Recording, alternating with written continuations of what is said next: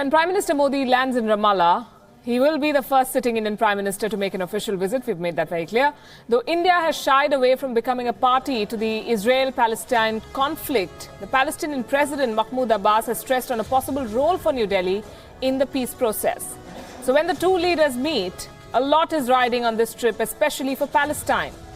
There are fewer friends in the region and wield far lesser influence than the heydays of Yasser Arafat. Not long ago, remember, countries like Syria, Iraq and Libya were at the forefront of the Palestinian cause. But now, all of them are struggling to survive as state entities.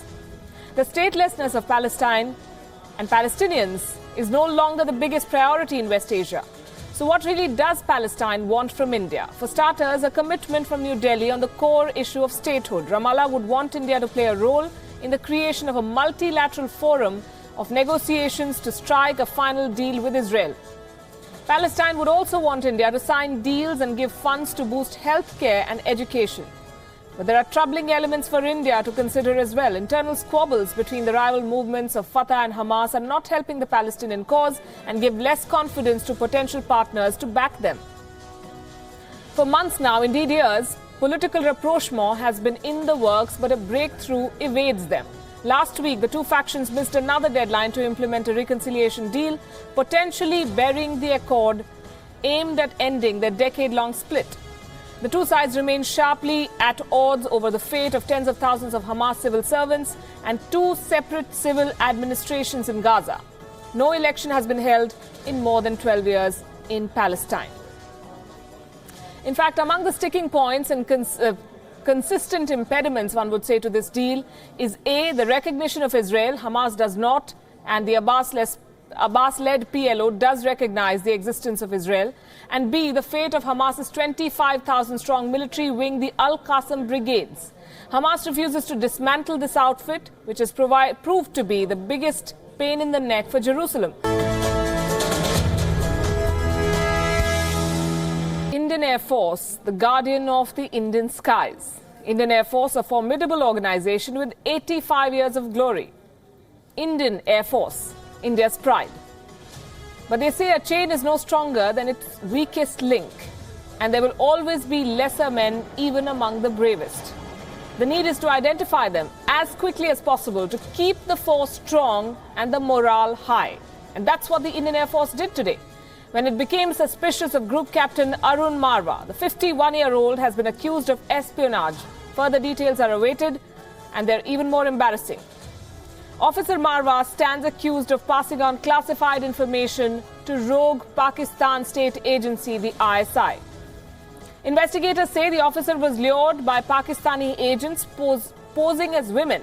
They laid a honey trap. So how was Officer Marwa caught? It was a simple and ubiquitous phone that led to Marwa's downfall. Group Captain Arun Marwa was posted at the Air Force headquarters in New Delhi. One fine day, a high-end smartphone was spotted in the headquarters. Now, the owner of the phone was Officer Marwa himself. It is common knowledge that officers in possession of sensitive information, officers entrusted with great responsibility, are not supposed to carry smartphones on them. After spotting this phone, a senior officer grew suspicious. An investigation was set up. Officer Marwa was interrogated for 10 days, and when his role became clearer as the interrogation proceeded, the Indian Air Force informed the Delhi police. Group Captain Marwa was entrusted with the task of training the elite Garud commandos. Now he's in 5-day police custody, and he stands accused of sharing secrets on cyber warfare, space and special operations. He stands accused of compromising India's security. The Official Secrets Act has been invoked. The 51-year-old faces up to 14 years in jail. Marwa, unfortunately, isn't the first Indian officer to have compromised his country thus. Every force, every country has its share of such men and women. Let's take a look at some of the high-profile cases of Indian officials accused of sharing classified data. Madhuri Gupta is the first name that comes to mind. She was an Indian diplomat accused of spying for Pakistan. Gupta was posted as a second secretary in the media section of the Indian High Commission in Islamabad. She was charged last year under the Official Secrets Act.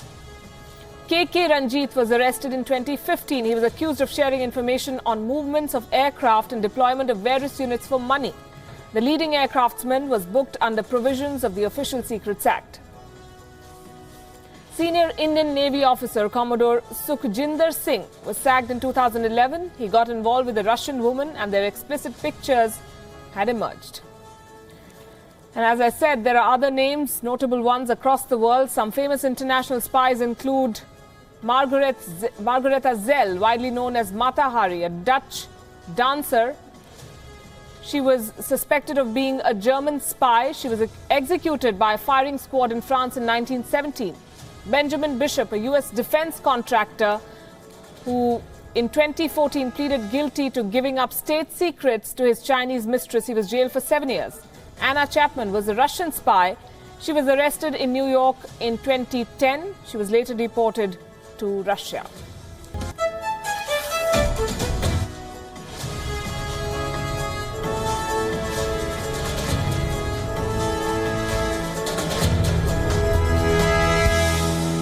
Seemingly imploding under the weight of a political crisis, the dramatic events in the Indian Ocean have taken a new and interesting turn. An envoy of President Abdullah Yameen jetted off to Beijing to brief the country about the political crisis and the developments in the Maldives. China confirmed that meeting. Its foreign ministry made a statement saying, and I'm quoting, "The Maldives should return to normalcy in accordance with the law." Sensing isolation by almost the entire international community, and embattled Yameen has also sent envoys to Pakistan and Saudi Arabia to seek support. Both China and Pakistan have stressed on the sovereignty of the Maldives. Interestingly, China and India are also in touch over the situation in the Maldives. WION has been the first to report that Beijing said it is discussing a way to resolve the political turmoil and does not want the Maldives issue to become another flashpoint in its ties with India. New Delhi, on its part, is yet to comment on the reported discussions with China over what's happening in Malé. Discussions over the Maldives seem to be the order of the day. When US President Donald Trump dialed Indian Prime Minister Narendra Modi on Thursday, the two leaders talked about the Maldives. That was a fact that was reported first by WION. Mr. Trump and Mr. Modi also underlined the importance of respect for democracy and law. President Yameen has, of course, seized both the parliament and the judiciary of his country and thrown all those he dislikes, including the country's top judges, behind bars. Meanwhile, a senior United Nations official warned the United Nations Security Council that the situation in the Maldives may deteriorate even further. The top UN body met behind closed doors on Thursday to discuss this crisis. UN Assistant Secretary General told the top body that while there were no reports of violent clashes, and I'm quoting, the situation in the Maldives is tense and may deteriorate even further. In the midst of the mayhem, 2 Indian journalists have been arrested in the Maldives. The journalists are working for the news agency AFP. Manish Sharma from Amritsar and Atish Ravji Patel from London have been arrested for national security purposes, as the government calls it. The Indian government says it has directed their embassy to gather more details on this case.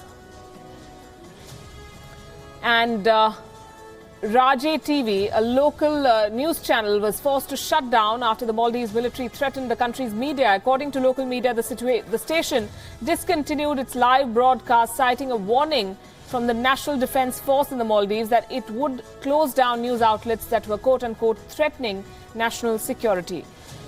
This turmoil has been on since the 1st of February, when the Supreme Court ordered the release of political prisoners. The president of that country, President Yameen, refused to follow that order and instead on the 5th of February declared a state of emergency.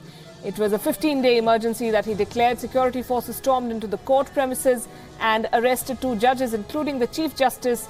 The police also arrested former President Maumoon Abdul Gayoom. The following day, and under pressure, Supreme Court revoked its order to free the political prisoners in light of the concerns raised by the president.